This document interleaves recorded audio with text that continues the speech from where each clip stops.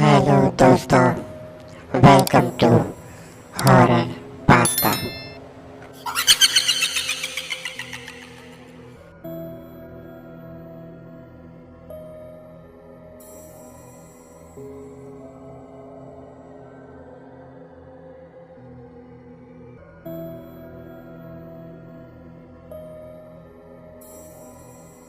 अस्सलाम वालेकुम दोस्तों, मैं हूं आपका होस्ट, आपका दोस्त फहाद, और आप देख रहे हैं हॉरर पास्ता।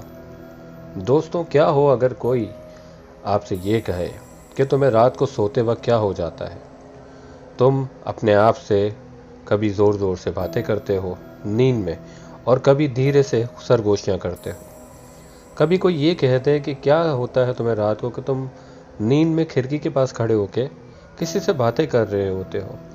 क्या हो कि अगर आपके घर वालों में से कोई आपको सोते हुए स्लिप वॉकिंग के दौरान आपको किसी दूसरी जगह से वापस बिस्तर तक लाए और आपको सुला दे, और सुबह आपको ये पूरी कहानी सुनाए, आपको यकीन नहीं आएगा।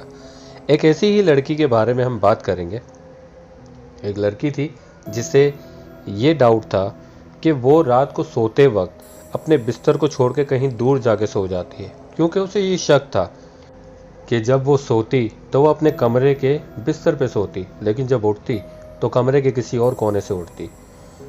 इसलिए उसने फैसला किया, क्यों ना एक कैमरा अपने कमरे में सेट कर दूं और देखूं कि रात को मेरे साथ होता क्या है।